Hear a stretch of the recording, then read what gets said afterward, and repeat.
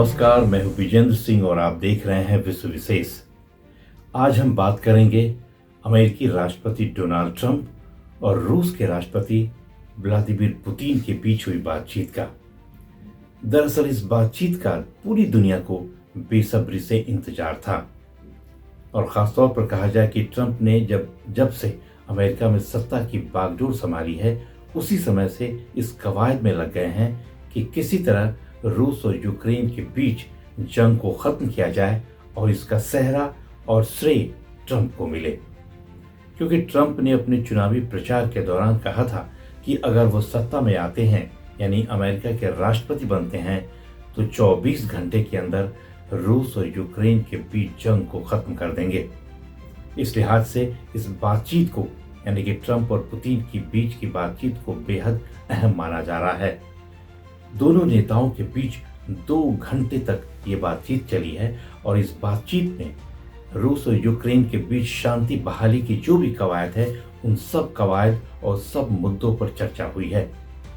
लेकिन ट्रंप फिर अपने पुराने रंग में आ गए और ट्रंप ने पासा फेंका, यानी कि ट्रंप चाहते हैं कि ट्रेड डील्स के जरिए भी पुतिन को लुभाया जाए और उनको शांति की बहाली की मेज पर लाया जाए और युद्ध को समाप्त किया जाए।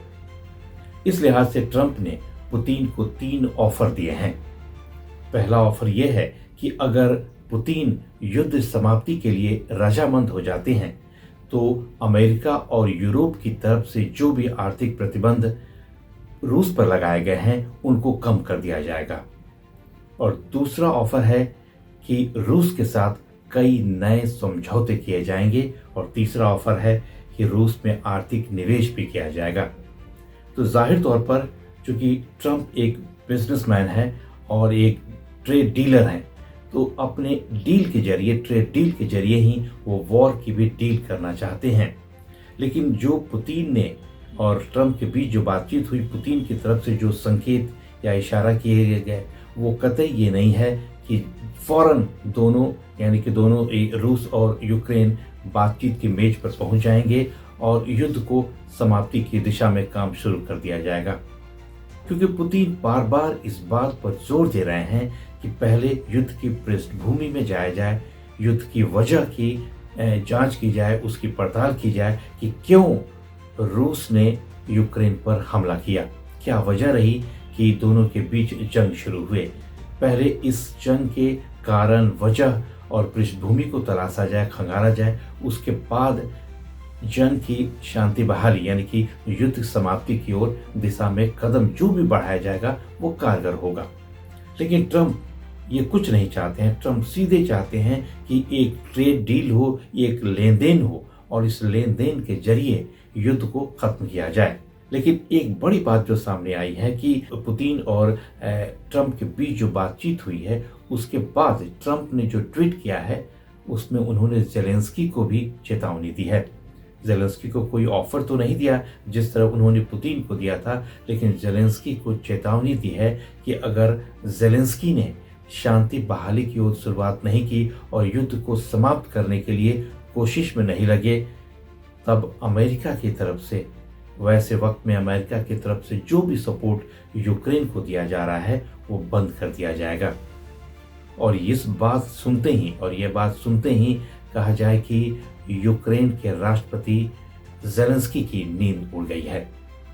क्योंकि जेलेंस्की ये बात को बखूबी जानते हैं कि अगर अमेरिका की तरफ से आर्थिक, सैन्य और खुफिया जिस तरह का जो सपोर्ट मिल रहा है, ये सपोर्ट अगर खत्म हो जाता है तो उसी क्षण जंग में यूक्रेन पस्त हो जाएगा और रूस जंग को जीत जाएगा। जेलेंस्की की ओर से जो कवायद हो रही है कि यूरोप के जो तमाम देश हैं जो पूरी तरह से यूक्रेन के सपोर्ट में हैं, उनको लामबंद किया जाए। क्योंकि ट्रंप की नीतियां कुछ जेलेंस्की के समर्थन में या जेलेंस्की के सपोर्ट में दिखाई नहीं दे रही है। तो ऐसे में अब माहौल क्या बनता है, क्योंकि पुतिन का स्टैंड यही है कि अपनी शर्तों पर वो बातचीत की मेज पर जाएंगे और युद्ध समाप्ति की ओर बढ़ेंगे। लेकिन और जेलेंस्की के भी अपने शर्त हैं, लेकिन इन दोनों के शर्त ऐसे हैं कि इनका मिलान होना संभव दिखाई नहीं दे रहा है। क्योंकि पुतिन ये चाहते हैं कि जो भी क्षेत्र जो भी एरिया इस जंग के दौरान रूस ने लिया है उसको वो देना नहीं चाहते हैं, जबकि ज़ेलेंस्की इस बात पर अड़े हैं कि 1 इंच जमीन भी वो छोड़ेंगे नहीं। तो ऐसे में शांति बहाली की कवायद जो ट्रंप ने शुरू की है बातचीत के जरिए पुतिन के बीच, कहाँ तक कारगर होगी ये देखना बड़ा दिलचस्प होगा, क्योंकि इससे पहले भी यानी कि भारत और पाकिस्तान के बीच जो जंग में सीज फायर के लिए ट्रंप ने ट्रेड डील का ही सहारा लिया था और कहा था कि अगर जंग खत्म नहीं होता है तो ट्रेड पर असर पड़ेगा दोनों देशों के बीच।